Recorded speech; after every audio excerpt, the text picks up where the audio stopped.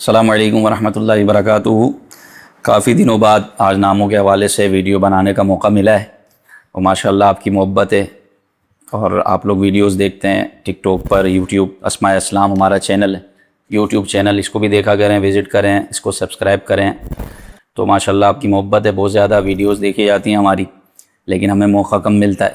تو آج میں نے ارادہ کیا کہ کامنٹس کی لائنیں لگی ہوئی ہیں، تو کامنٹس کچھ پڑھیں اور آپ کے کامنٹس پڑھ کے اس کا جواب دیا جائے۔ سب سے پہلا جو ہے وہ یہ پوچھا گیا ہے، ایک ہماری بہن ہے، السلام علیکم ورحمۃ اللہ وبرکاتہ، میرا نام سونیا ہے، کیا یہ اسلامی نام ہے؟ اور میں بیمار بھی رہتی ہوں، کیا نام کی وجہ سے بیمار رہتی ہوں؟ مجھے بہت ٹینشن ہوتی ہے۔ تو دیکھیں، نام کی وجہ سے تو کوئی بیمار نہیں پڑتا، یہ ہمارے یہاں ایک غلط بات پھیلی ہوئی ہے، نام اچھا نہیں ہے اس وجہ سے یہ بیمار رہتی ہے، نام کا معنی اچھا نہیں ہے تو بیمار رہتی ہے، یا نام بھاری ہے۔ نام بھاری واری کچھ نہیں ہوتا، بس اس میں شریعت کا مزاج یہ ہے کہ نام کے معنی اچھے نہ ہوں تو اس کو تبدیل کر دیا جائے۔ ہاں، ناموں کا اثر شخصیت پر پڑتا ہے، اس سے انکار نہیں ہے، لیکن یہ بدشگونی لینا کہ نام کی وجہ سے ہی میں بیمار ہوں، تو بھائی بیماری دینے والا اور صحت دینے والا اللہ تبارک و تعالی ہے، نام کو کوئی عمل دخل نہیں ہے۔ نام سے تھوڑا بہت اثر ضرور ہو سکتا ہے، جیسے کہ کسی کا نام کا معنی ایسا ہو کہ جس میں سخت مزاجی ہو، سخت قسم کا معنی ہو، تو اس کے اندر مزاج میں تھوڑی وہ سختی آ جاتی ہے۔ بہرحال اس کی تفصیل میں نہیں جاتا۔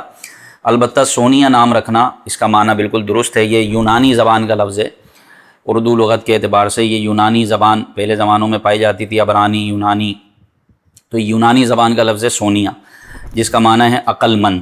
تو نام کا معنی بالکل درست ہے، اسلامی نام تو نہیں کہلائے گا، اسلامی نام کہا جاتا ہے جو قرآن و حدیث میں نام آئے ہوں، تو یہ قرآن و حدیث کے نام تو نہیں ہے، البتہ اس کا معنی بہتر ہے، سونیا نام رکھنا درست ہے، اس کا مطلب ہے عقل مند ہونا، ذہین فتین عقل مند۔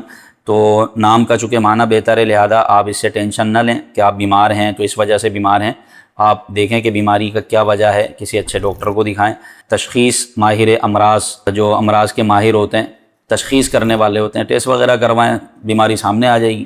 روحانی معاملات ہیں تو روحانی علاج کروائیں، اللہ نے چاہا تو بہتر ہوگا، البتہ نام رکھنا بہتر ہے، نام میں کوئی حرج نہیں۔ السلام علیکم ورحمۃ اللہ۔ یوٹیوب چینل ہے ہمارا اسماء اسلام، اس کو لازمی سبسکرائب کریں۔